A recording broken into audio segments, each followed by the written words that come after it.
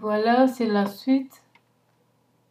Quand vous savez que la personne est mourante, parce qu'avant de mourir, les mondes de ténèbres prennent l'esprit de la personne. Ils les prennent captifs. Et donc, vous pouvez utiliser le surnaturel. Par la foi que nous y entrons, vous dites vous-même, j'entre dans le monde de ténèbres au nom de Jésus et je viens arracher l'esprit, corps et âme, sa conscience de telle personne. Au nom de Jésus, quand vous sentez que vraiment vous n'avez pas de doute, que vous l'avez vraiment arraché du monde de ténèbres, vous dites, je le fais sortir au nom de Jésus-Christ, parce qu'il est écrit que je vous ai donné le pouvoir de marcher sur le scorpion et sur la puissance de l'ennemi. Et vous rappelez encore le verset biblique de Jérémie, chapitre 1er, qui nous incite à racher, à battre. Puis vous sortez et vous prenez son esprit, corps et âme, vous le mettez dans le sang de Jésus qui a été versé pour la guérison de chacun et vous le retournez à la personne.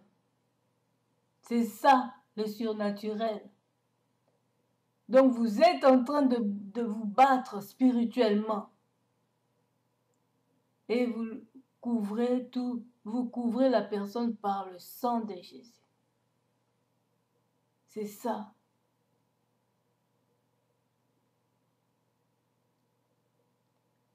Tout problème qui est accompagné avec un verset biblique, citez ce verset dans votre prière.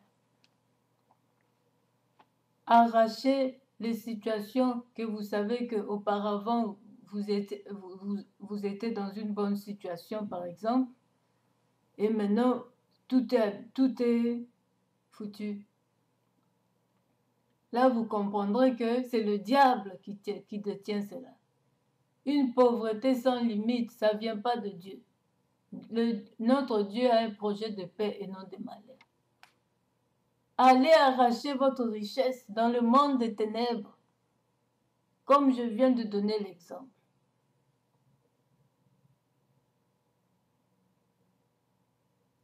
Voilà ce que j'avais à vous annoncer.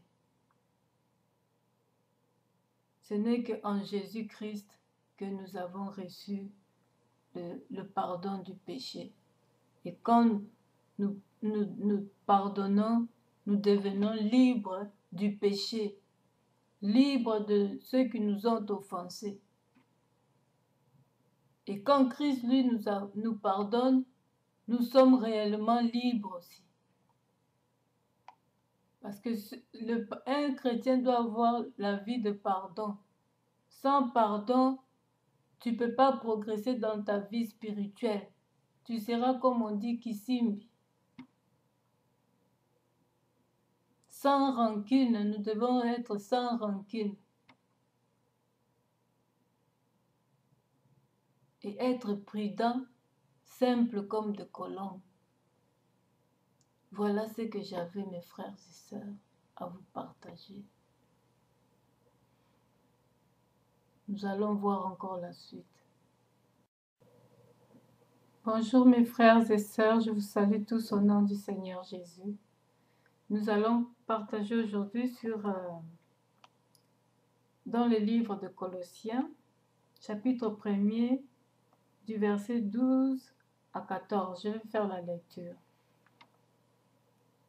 Rendez grâce au Père qui vous a rendu capable d'avoir part à l'héritage des saints dans la lumière, qui nous a délivrés de la puissance des ténèbres et nous a transportés dans le royaume du Fils de son amour, en qui nous avons la rédemption, la rémission des péchés. Alléluia. Nous voyons que c'est par la volonté de Dieu que Christ est venu pour racheter tous les hommes.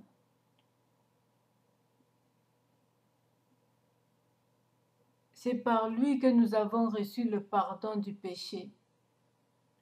Tout chrétien, tout être humain qui vient nouvellement en Christ doit savoir qu'il a reçu le pardon de Christ, de Dieu lui-même.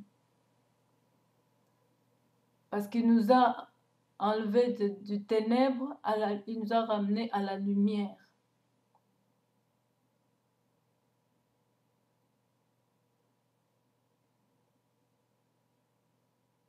Dieu est bon pour tout le monde. Le pardon est une puissance qui libère.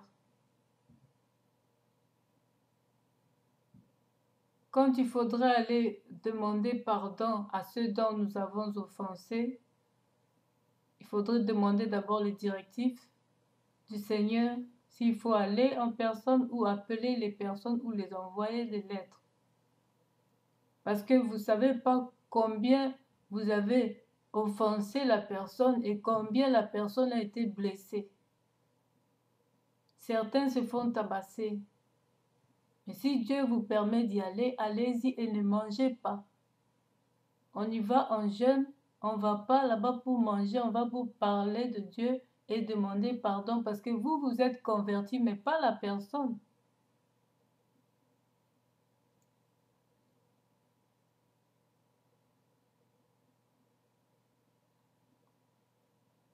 Et pour la prière, même pour les personnes qui ont commis des erreurs ou pas, si vous avez commis des erreurs ou pas, il faudrait toujours s'excuser auprès de l'autre, même si vous êtes en tort, pour que votre prière puisse passer, être acceptée.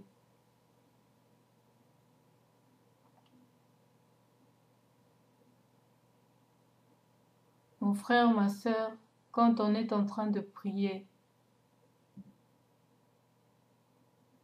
nous, intercesseurs, intercesseuses du Seigneur, nous devons être dans la bonne position pour bien combattre dans la prière. Nous combattons dans la victoire parce que Christ a déjà vaincu pour nous. Mais quand votre position n'est pas bonne, vous risquez la mort tout en étant intercesseur. Et quand vous voyez que la malade duquel vous êtes en train de prier est mourante, vous regardez dans la Bible quelle est la promesse qui a été faite sur le problème de maladie et une personne qui meurt à tel âge. Que dit la Bible? La Bible nous dit 120 ans. Si c'est avant 120 ans, demandons la grâce de Dieu. Si c'est la guérison, il y a des versets qui l'accompagnent. Ce n'est pas la peine de chercher encore Dieu pour qu'il nous parle, parce qu'il a déjà parlé dans sa parole. Si votre situation est accompagnée d'un verset biblique, commencez à prier. Faites des heures de prière. Et s'il vous dit lui-même d'entrer en jeûne, vous le faites. Parce qu'il a déjà parlé dans sa parole. Oh, nzamba kosala, nzamba sa salaki, nzamba sa pesaki liloba na ye. Si vous avez des doutes dans votre situation, alors là, vous demandez automatiquement la directive pour savoir comment prier. Parce que si votre problème n'a pas de verset biblique qui correspond, là, il faut demander la directive. Et quand vous voyez que la personne est mourante, d'abord, pour commencer, ils prennent l'esprit de la personne. Merci mes frères et sœurs. Nous allons continuer. Vous allez apprendre la suite.